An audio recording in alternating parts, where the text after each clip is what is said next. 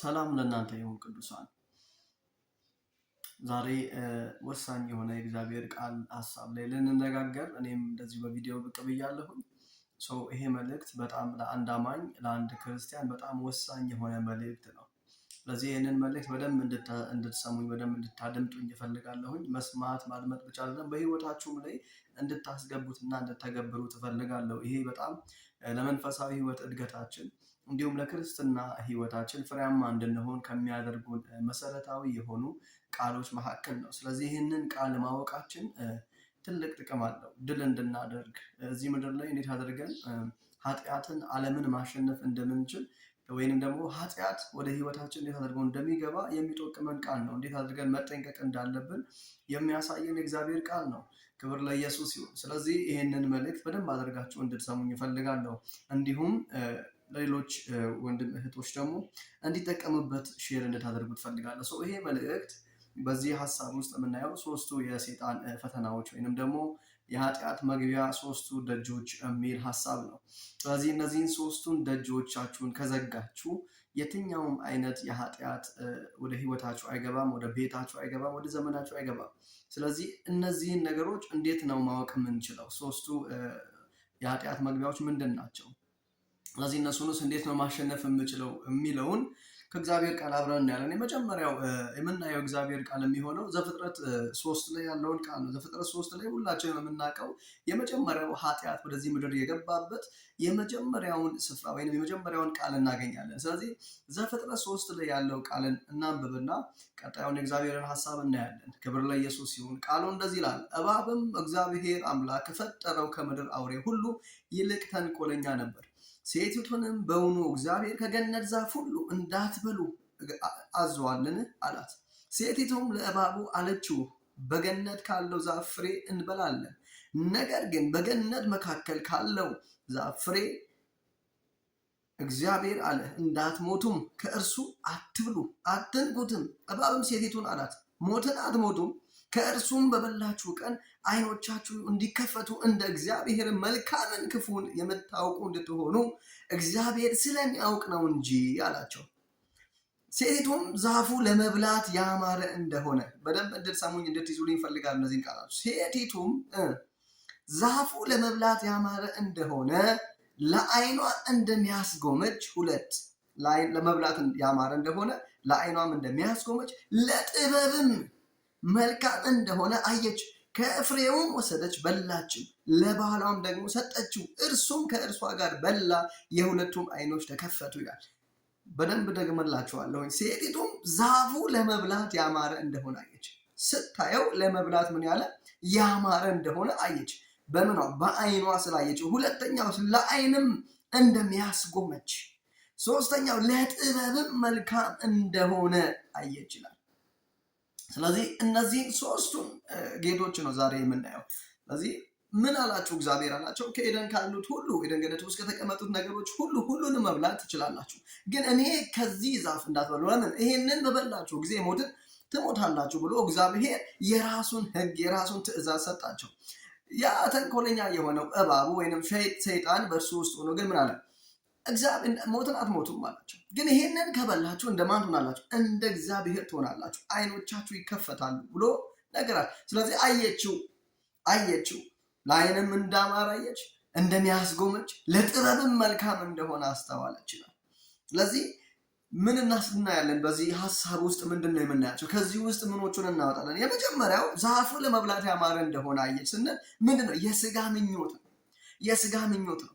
አያችሁ፣ ኃጢአት ወደ ህይወታችን የሚገባው መጀመሪያና አንደኛው ነገር የስጋ ምኞት፣ በስጋችን የምንመኛቸው ምኞት። የእግዚአብሔር ቃል ሲናገር ምኞት ኃጢአትን ትወልዳለች ይላል። ለዚህ ነው ክርስቲያን ከምመኘው ነገር መቆጠብ ያለበት። ከምኞት የጠራ ህይወት እንዲኖር የሚያስፈልገው ለዚህ ነው። ምክንያቱም ምኞታችን ምንን ትወልዳለች? ኃጢአትን ትወልዳለች። የተመኘነውን ነገር ለማግኘት የፈለግነውን ነገር ለማግኘት ብዙ ርቀትን ስለምንሄድ ማለት ነው። እግዚአብሔርን ሐሳብ የእግዚአብሔርን ፍቃድ ስለምንተላለፍ ማለት ነው። ስለዚህ የመጀመሪያው ነገር ማድረግ ያለምናቸው የስጋ ምኞታችንን መገደብ። ስለዚህ የመጀመሪያው አጋንንት ወደ ህይወታችን ወይንም ሰይጣን ወይንም ደግሞ ዲያብሎስ ወደ ህይወታችን መግቢያ የሚያገኘው ምንድነው? የመጀመሪያው በምኞታችን ነው፣ በስጋ ምኞታችን ነው። ስለዚህ ምንድነው የምንመኘው? ስለዚህ ምኞታችን ራሱ በእግዚአብሔር ቃል መቃኘት አለበት። ምኞታችን የምንመኘው ነገር ራሱ በእግዚአብሔር ሐሳብ ውስጥ በእግዚአብሔር ፍቃድ ውስጥ መሆን አለበት። ከእግዚአብሔር ፍቃድ፣ ከእግዚአብሔር ሐሳብ፣ ከእግዚአብሔር ትእዛዝ ውጭ የሆነ ምክንያት ምኞቶች ኃጢአትን ወይም ደግሞ የጨለማን ህይወት ወይንም ደግሞ ኃጢአትን ወደኛ እንዲገባ መፍቀድ ነው። የመጀመሪያ ጌት የሚያደርገው ምናችን ነው? በስጋ ምኞታችን ምን ይገባል ማለት ነው? አጋንንት ወይንም ደግሞ አጋንንታዊ አሰራር ወደ ህይወታችን ይገባል ማለት ነው። ሁለተኛው በእነሱ ህይወት ላይ በሷ ህይወት ላይ የምንማረው ሁለተኛው ጌት ምንድን ነው? ለዓይንም እንደሚያስጎመጅ የዓይን አምሮት። አሁን በዚህ ምድር ላይ በምኖርበት ሰዓት ሰው ያየው ሁሉ የሚያምርበት ዘመን ነው ያለው። በሶሻል ሚዲያ የሚያየውን ነገር አይቶ በዓይኑ አይቶ የሚጎመጅ ሰው ያለበት። ስለዚህ ምንድነው ምኞት ይመጣል። ከማየት ምኞት ይመጣል። ምኞት ደግሞ ምን ትወልዳለች? ኃጢአትን ትወልዳለች።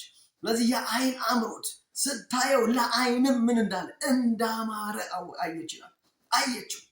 ለዓይን እንዳማረ የዓይን አምሮት። ስለዚህ የመጀመሪያው የስጋ ምኞት ሲሆን ሁለተኛው የዓይን አምሮት ነው። ሰይጣን ወደ ህይወታችን ለመግባት የሚጠቀማቸው እነዚህ ሁለቱ ነው፣ የስጋ ምኞት፣ የዓይን አምሮት።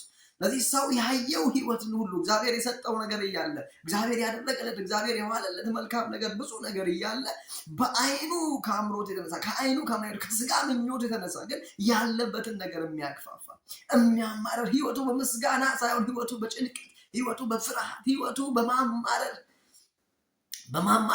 ህይወቱ በቃ በተለያየ አይነት ነገር ተጠምዶ ይገኛል ሰው በዚህ ሰዓት። ስለዚህ ከነዚህ ሁለቱ ጌቶች ራሳችንን መጠበቅ፣ ከነዚህ ሁለቱ በሮች እነዚህ ሁለቱን በሮች በጣም መጠንቀቅ አለብን። የስጋ ምኞታችንን ስጋችን እንደፈለገ እንዲመኝ መፍቀድ የለብንም። ስለዚህ ለስጋችን ፍቃድ ሉጋም የምናደርግለት በእግዚአብሔር ቃልና በእግዚአብሔር ፊት በመጸለይ በጾም ጸሎት ለስጋችን ምን እናበጅለታለን? እንዳይመኝ ወይንም ደግሞ ምኞታችን እንድንቆጣጠር ያደርገናል እግዚአብሔር ኃይል።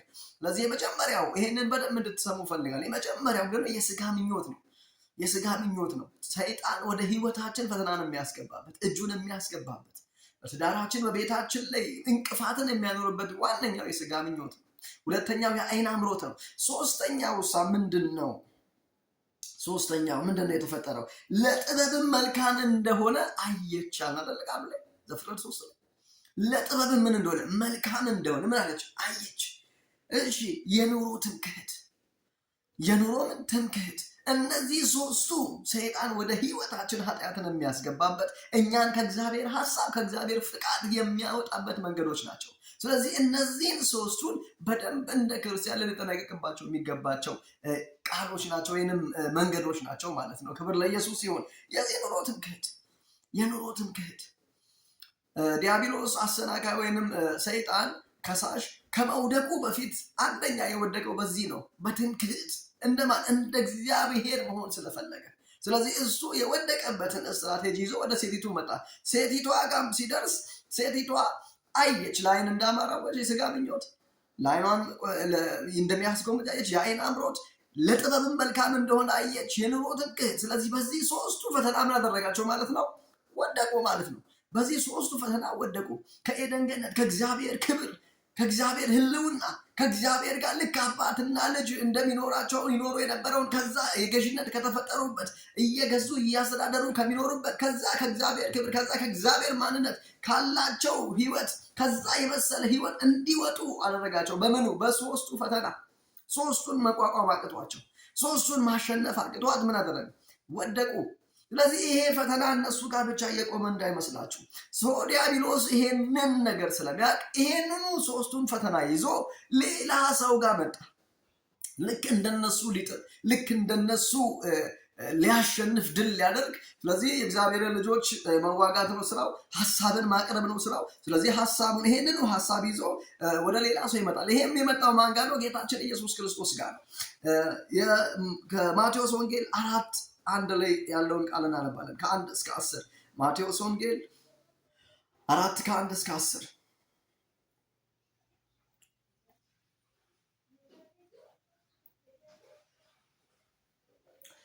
ከዚያም ይላል ቁጥር 1 ከዚያ ወዲያ ኢየሱስን ከዲያብሎስ ሲፈተን ዘንድ መንፈስ ወደ ምድረ በዳ ወሰደው።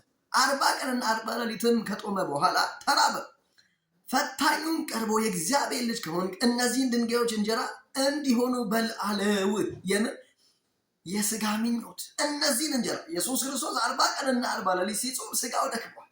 ስጋው የሚያስፈልገው በዛ ሰዓት ምግብ እንደሆነ ስላወቀ ኤደን ገነት ውስጥ የተጠቀማቸውን ወይም ኤደን ገነት ውስጥ አዳምና ሔዋን ወይም ሴቲቱ የወደቀችበትን ያንን 3 ፈተና ይዞ ጌታ ኢየሱስንም ምን ሊያደርገው ሊጥለው ያንኑ 3 ፈተናዎች ይዞ ጌታ ኢየሱስ ጋር መጣ። ከምኑ ነው ጉዳዩ? ከምግቡ ነው አይደለም። ከአዳምና ሔዋን ከነበራቸው ክብር ከነበራቸው ግዛት ውስጥ ከዛ ስልጣን እንዲወጡ ነው አይደለም። ከእግዚአብሔር ፍቃድ ሰዎችን ማውጣት፣ ከእግዚአብሔር ሐሳብ ሰዎችን ማውጣት ነው የሱ ሐሳብ። ክርስቶስ ኢየሱስ እግዚአብሔርን ሐሳብ የእግዚአብሔርን ፍቃድ ሊያደርግ ነው ወደዚህ ምድር የመጣው። ስለዚህ እሱ ጋር ይሄንን ፈተና ይዞ መጥቶ ድል ያደርገው የእግዚአብሔርን ፍቃድ የእግዚአብሔርን ሐሳብ ምን ሊል ነበር ማለት ነው? ሊያጨነግፈው ወይንም ኢየሱስን ከእግዚአብሔር ሐሳብ ከተላከበት ትክክለኛ ግቡ ከትክክለኛ መልእክቱ ሊያስወጣው ነበር ይሄንን 3 ፈተና ይዞ የመጣው። ይሄ ፈተና አሁንም እኛ ባለንበት በዚህ ዘመን ወደኛ ሲመጣ ምን ሊያደርግ ነው? ከእግዚአብሔር ሐሳብ ሊያስወጣል፣ ከእግዚአብሔር አጀንዳ ሊያስወጣል፣ ከእግዚአብሔር መንገድ ሊያስወጣን ነው ይህንን 3 ፈተና ይዞ ወደ ቤታችን የሚመጣው። ስለዚህ እነዚህ ደጆች በህይወታችን ላይ ይከፈታሉ። ግን ምን ማለት ድል ማድረግ እንችላለን? እንደማን? ልክ እንደ ኢየሱስ እንደ ቀድሞ እንደ ፊተኛው አዳም ሳይሆን እንደ ኋለኛው አዳም ያንን ፈተና ምን ማድረግ እንችላለን? ድል ማድረግ እንችላለን፣ ማሸነፍ እንችላለን። ኢየሱስ ክርስቶስ ጌታ ነው። ስለዚህ ጌታ ኢየሱስ ምን አለው ጌታ ኢየሱስ? እርሱም መልሶ ሰው በእግዚአብሔር አፍ በሚወጣ ቃል ሁሉ እንጂ በእንጀራ ብቻ አይኖርም ተብሎ ተጽፏል አለ። አያችሁ፣ የስጋ ምኞት በስጋው ፍላጎት ተጠቅሞ ሊጥለው። ስለዚህ በዚህ ዘመን በስጋችን ፍላጎት ተጠቅሞ በሚያስፈልገን ለስጋችን፣ ለኑሯችን፣ ለህይወታችን በሚያስፈልገን በዚህ ሰዓት ጥያቄ በሆነብን ለስጋችን፣ ለድካማችን ባስፈለገን ጉዳይ ይመጣል። ስለዚህ ይሄ የመጀመሪያው ፈተና ነው። ስለዚህ ያንን ምን ማድረግ? ድል ማድረግ። ስለዚህ ይሄንን ድል ማድረግ ትችሉ ዘንድ ይሄንን ሁሉ ውጊያ ማሸነፍ ትችሉ ዘንድ ማድረግ ያለባችሁ ነገር ነው ከእግዚአብሔር ቃል ጋር መጣበቅ። ስለዚህ እግዚአብሔር ቃል ኃይላችን ነው። የእግዚአብሔር ቃል ድል የምናደርግበት መሳሪያችን ነው። ጌታ ኢየሱስ ክርስቶስ ይሄ 3 ፈተና ወደ እሱ መጣ ጊዜ ድል ያደረገው በቃሉ ነው ተብሎ ተጽፏል። ይፈን የሚገርማችሁ እርሱም ከእግዚአብሔር ቃል እየጠቀሰ ነበር የሚፈትነው። ከየትኛው ጋር አድርጎ? ካለበት ሞመንት በእነዚህ 3 መንገዶች። አሁን የመጀመሪያው የስጋ ምኞት ነው። ሁለተኛውን ደግሞ እናያለን። እርሱም መልሶ እግዚአብሔር አፍ በሚወጣ ቃል እንጂ በእንጀራ ብቻ አይኖርም ተብሎ ጽፏል አለው። በዚህ በኋላ ዲያብሎስ ወደ ቅድስት ከተማ ወሰደውና እርሱም መቅደስ ጫፍ ላይ አቆመው። መላእክቱ ስላንተ ያዛቸዋል፣ እግርህንም በድንጋይ ከቶ እንዳይሰናከሉ በእጆቻቸው ያነሱሃል ተብሎ ተጽፏል። እግዚአብሔር ልጅ እስከሆንክ ወደ ታች ራስህን ወርውር አለው። ኢየሱስም ጌታ አምላክን አትፈታተነው ተብሎ ተጽፏል። ስለዚህ እነዚህ የዓይን አምሮት ይሄኛውንም አሁንም ሁለተኛውንም ፈተና ይዞ መጣና አሁንም ጌታ ኢየሱስ ጋር አቀረበ። ምን ሊያደርገው? ሊጥለው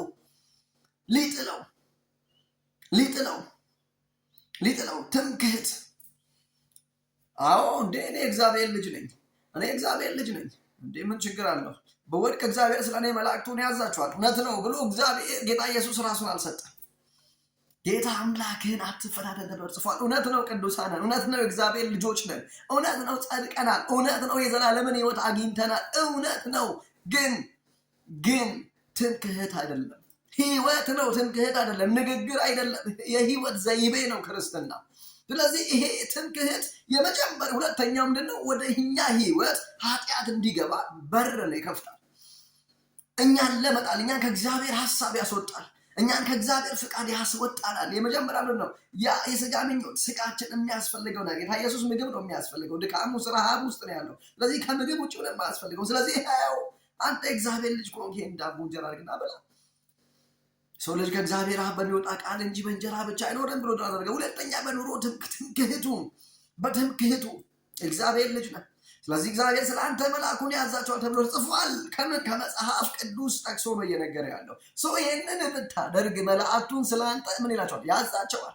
ስለዚህ እንደው ጌታ አምላክህን አትፈራተን ተብሎ ተጽፏል። እውነት ነው፣ እኔ እግዚአብሔር ልጅ ነኝ አላለም። ስለዚህ ገደብ አለ። ከእግዚአብሔር ፍቃድ የሚያስወጡን ትምክህት። እንደ እኔ ኖርማል ነው እኔ እኮ እንደዚህ አይደለሁም፣ እኔ እንደዛ አይነት ነገር አይሰራም። ይሄ የኃጢአት መግቢያ ጌት ነው። ስለዚህ ይህ እንደዚህ አይነት ደጆችን መዝጋት፣ ትምክህቶቻችንን መዝጋት፣ አላስፈላጊ የሆነ በህይወታችን ያሉ ትምክህቶችን መዝጋት፣ መራቅ። ከእንደዚህ አይነት ነገሮች እየተጋፈጡ አይደለም፣ ፊት ለፊት ሆነው አይደለም፣ እየሸሹ እየራቁ ያንን ደጆች መዝጋት ያስፈልጋል። ስለዚህ 3ኛውን የመጨረሻው ሐሳብ ተብሎ ተጽፏል። የእግዚአብሔር ልጅ ከሆንክ ወደ ታች ራስን ወርውር አለው። ኢየሱስም ጌታ አምላክን አትፈታተን ተብሎ ተጽፏል አለው። ደግሞም ዲያብሎስ እጅግ ረጅም ወደ ተራራ ወሰደው፣ የዓለም መንግስትን ሁሉ ክብራቸውንም አሳይቶ ወድቀህ ብትሰግድልኝ ይህን ሁሉ እሰጥሃለሁ። ያንን ጊዜ ኢየሱስ ሂድ አንተ ሰይጣን በጌታ አምላክህ ስገድ እርሱንም ብቻ አምልክ ተብሎ ተጽፏል አለ። የኑሮ ትምክህት በፍላጎታችን ገደብ የሌለው ፍላጎት ሲኖረን ከእግዚአብሔር ሀሳብ እንወጣለን፣ ከእግዚአብሔር ፍቃድ እንወጣለን። ገደብ የሌለው የማግኘት ፍላጎት፣ የመሰብሰብ ሀብትን፣ ዝናን፣ የሆነ ነገር የመሰብሰብ ፍላጎት፣ ገደብ የሌለው ፍላጎት በህይወታችን ላይ ሲጨምር ከእግዚአብሔር ሀሳብ ያስወጣናል። ለጨለማ ወይንም ለኃጢአት መግቢያ ይሆናል፣ ጌጥ ይሆናል። ስለዚህ እነዚህን 3 ደጆቻችሁን ጠብቁ። የስጋ ምኞታችሁን፣ የአይን አምሮታችሁን፣ የኑሮ ትምክህታችሁን እነዚህን ጠብቁ። ለዚህ ጌታ ኢየሱስ እንዴ ምን ችግር አለው አሁን በሰግድለት ቢሰጠኝ አላለም ጌታ ኢየሱስ። ስለዚህ የምንማረው ከእግዚአብሔር ቃል ስለሆነ የምንማረው ከኢየሱስ ስለሆነ ለዚህ ኢየሱስ ክርስቶስ ምን አለ? ፈልገው ናቀው። ስለዚህ ዛሬም እኛም የምንያዘው በፍላጎታችን ነው። ገደብ የሌለው ፍላጎት። የሚገርማችሁ አሁን የምትፈልጉት ነገር አሁን ቢሰጣችሁ ነገ ደግሞ ሌላ ፍላጎት ይመጣል። የሰው ልጅ ፍላጎት በማግኘት አይረካም፣ በማግኘት አይገደብም። አግኝቻለሁ በቃ ሄደን ጎሽ ተመስገን አንልም። አንዱን ስናገኝ ሌላ ያመጣል፣ አንዱን ስናገኝ ሌላ እንፈልጋለን። ይሄ የእኛ ፍላጎት ነው። ስለዚህ የፍላጎታችንን በር መዝጋት ቢቀርብላችሁ አሁን ልክ ጌታ ኢየሱስ የቀረበለት ይሄ ጌት ለእናንተ ቢከፈት የምድር ሀብት ሁሉ ስልጣን ላይ ተሰጥቶኛል ወድቀህ ብትሰግድልኝ ብትባሉ ሰግዳላችሁ ወይስ ኖ ትላላችሁ? በሩን ትዘጋላችሁ። ስለዚህ አንዳንድ ሰዎች ዝናን ፍለጋ እያየን ነው ነፍሳቸው ሲሸጡ፣ ብርን ፍለጋ እያየን ነው ነፍሳቸው ሲሸጡ፣ ሲሰግዱ ለሴጣን ወድቀው ሲሰግዱ እያየን ነው። በእግዚአብሔርም ቤት አሉ ብዙ ነፍሳቸውን እየሸጡ ያሉ። ስለዚህ ከእግዚአብሔር ጋር ለመቆም ፈቃደኛ ናችሁ ወይ? ስለዚህ እነዚህን 3ቱን ደጆቻችሁን በደንብ እንድትዘጉት ዛሬ አስጠነቅቃችኋለሁ። የስጋ ምኞታችሁን፣ የአይን አምሮታችሁን፣ የኑሮ ትምክህታችሁን። ዛፉ ለመብላት ያማረ እንደሆነ አየች፣ ለአይኗም እንደሚያስጎመጅ አየች፣ ለጥበብም መልካም እንደሆነ አየች። ስለዚህ በእነዚህ 3ቱ መንገድ ሴጣን ወደ ህይወታቸው ገባ። አዳምን ከኤደን ገነት ሔዋንን አስወጣቸው። ጌታ ኢየሱስንም መጣ ከእግዚአብሔር ሀሳብ ከእግዚአብሔር አጀንዳ ውጭ ሊያደርገው እነዚህን 3 ፈተና ይዞ መጣ። ጌታ ኢየሱስ ግን ድል አደረገው። ስለዚህ እነዚህን 3 ፈተና እንደነርሱ መስሎት ኢየሱስ ሲያስመጣ ኢየሱስ በቃሉ ኃይል ድል ስላደረገው አፍሮ ጌታ ኢየሱስ ትቶ ተመለሰ ይላል የእግዚአብሔር ቃል። ስለዚህ ዛሬ በእነዚህ 3 ደጆቻችሁን ከዘጋችሁ፣ እነዚህ 3 ደጆቻችሁን አጥብቃችሁ ከቆለፋችሁ ድሉ የእናንተ ይሆናል። ስለዚህ ሴጣንን ለማሸነፍ ቃሉን ማወቅ እንጂ በመጮህ አይደለም፣ በብዙ ቴክኒክ አይደለም። እግዚአብሔርን ቃል በማወቅ ድል ማድረግ ትችላላችሁ። ስለዚህ የስጋ ምኞታችሁን፣ የአይን አምሮታችሁን፣ የኑሮ ትምክህታችሁን ምን በሉ እነዚህ ደጆቻችሁን ዝጉ። ለምን? ከእግዚአብሔር ሀሳብ ከእግዚአብሔር ፍቃድ ስለሚያስወጣችሁ። እግዚአብሔር ዘመናችሁን ይባርክ። ተባረኩ። ዛሬ በኢየሱስ ድንገት በእነዚህ በአይን አምሮት፣ በስጋ ትምክህት፣ በስጋ ምኞት፣ በኑሮ ትምክህት ሰይጣን ለእናንተ ህይወት ገብቶ እየተጨነቃችሁ ያላችሁ ሰዎች፣ እየፈራችሁ ያላችሁ ሰዎች፣ የተለያየ አይነት ስቃይ ውስጥ ያላችሁ ሰዎች ዛሬ በጌታ በኢየሱስ ስም መፈታት ይሁንላችሁ፣ ነፃ መውጣት ይሁንላችሁ በጌታ በኢየሱስ ክርስቶስ ስም። እግዚአብሔር ዘመናችሁን ህይወታችሁን ይባርክ። እነዚህን 3ቱን ደጆቻችሁን አጥብቃችሁ ዝጉ። እግዚአብሔር ከእናንተ ጋር ነው። ተባረኩ። ይሄ መልእክት ከባረካችሁ ሌሎች ሼር አድርጉ። ይህንን ዩቱብ ቻናል ሰብስክራይብ አድርጉ። እንደዚሁ ሌሎች መልእክቶችን ይዤ እመጣለሁ። ተባረኩ። መልካም ጊዜ ይሁንላችሁ።